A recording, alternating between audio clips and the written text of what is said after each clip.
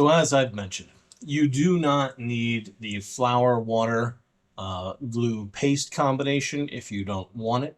You will need flour eventually, but in these early stages, some people get worried about molding and whatnot on the inside. Some people are very sensitive to mold. And if you don't want to even take the risk, which is absolutely fine, this stuff does tend to dry out really fast. So there's not a huge mold risk unless you leave it in an incredibly moist, disgusting place.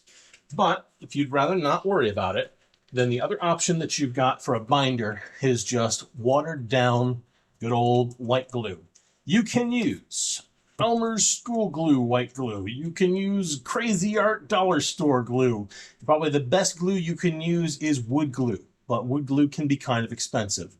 There is no hugely noticeable advantage that you have from this from one way or another, but the process is pretty darn simple. You just grab out your glue. Hopefully it hasn't dried up.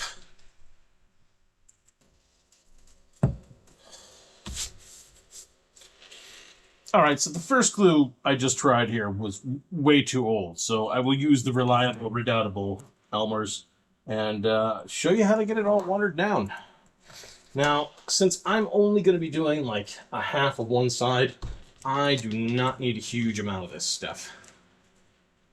And generally what you're going to be doing is just grabbing some glue in a container.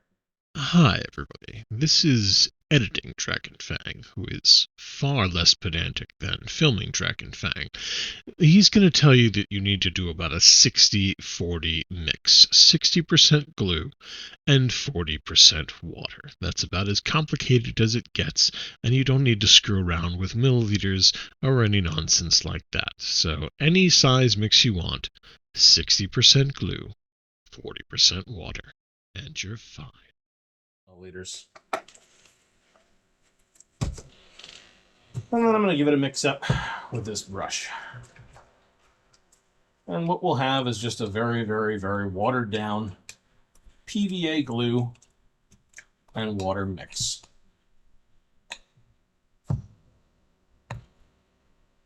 Make sure that you don't forget about any brush that you use with this stuff, because obviously if you leave out a brush that you've infused with this stuff for any length of time, it is going to get absolutely turned into a brick. You will have to do a lot of soaking to make usable again.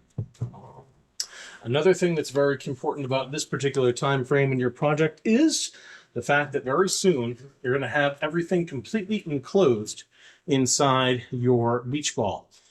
When this happens, you want to be careful of your beach ball's temperature. If you take this thing outside to dry in a hot climate, the air inside of here is going to swell, and that can cause your whole system to rupture. So do your very best to try to keep this beach ball into something resembling temperature control. You can warm it up a little bit to dry it, but I don't recommend that you take this from, a 60-degree air-conditioned apartment in the middle of the Mojave Desert out into 110 degrees. Your beach ball will distend hugely, and it will rupture all the carefully done macheing that you've accomplished. Blah, words are hard. So, again, we're going to just do the same method that we did the last time, except now instead of glue and water, I'm going to demonstrate. That's it. Now instead of the flour paste, I'm going to demonstrate the glue and water. Virtually the exact same. Put your strip, lay it on. You are going to want to make sure that you overlap the bottom that you had from before, so we have one contiguous layer of mache.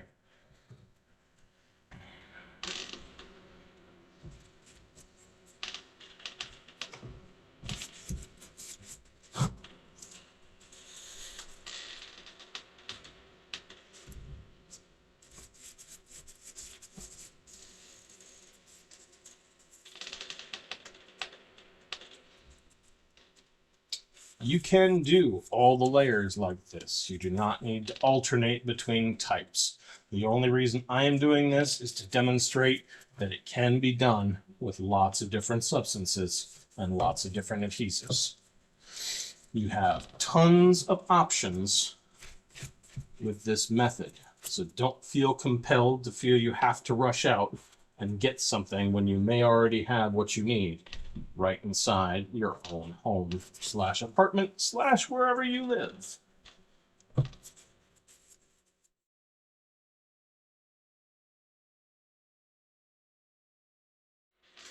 Now I'm all the way around on my first layer, but as obviously it's shown, I have a huge amount on the top. What we're going to do is pretty much the same thing we did for the top on the other side.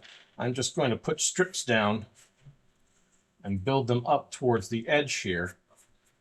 But I want to make sure I do not completely cover the top. When pumpkin is all set and done, this is going to be our bottom. And therefore, if we want to save this beach ball, which I absolutely do, we're going to need to make sure that we can still pop this top, deflate the beach ball, and then extract it from the inside when we're ready to do so. So I'm just going to make sure that I do not cover that air inlet. In the end, also, we're probably going to need to snip quite a bit of material off from around this top because we're going to want our pumpkin on a fairly steady base and we won't have to worry about it rolling off into wherever.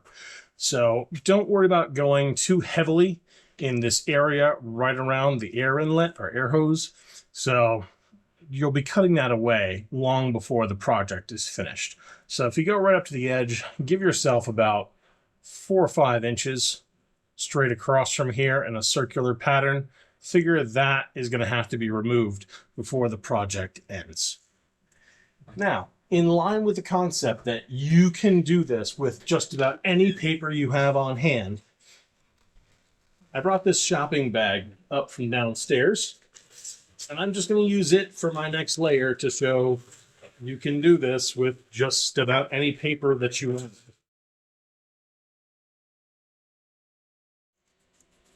So again, whatever paper, same procedure.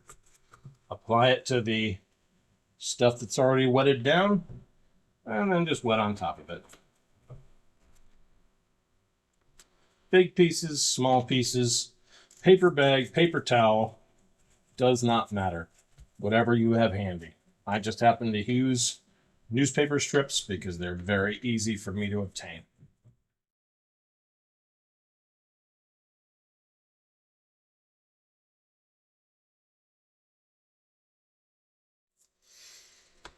So there we go.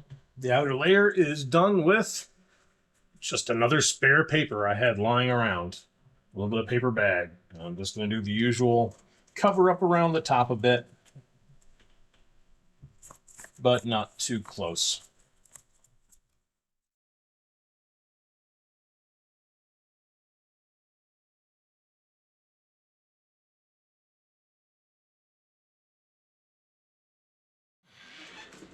So there's 3 layers on with, again, the material doesn't matter. Whatever you feel like using that you've got available near to you, so long as it's paper, you're in pretty good shape. For the last layer, I'm going to switch back to paper strips just because I have a bunch of them here. That's easy to do.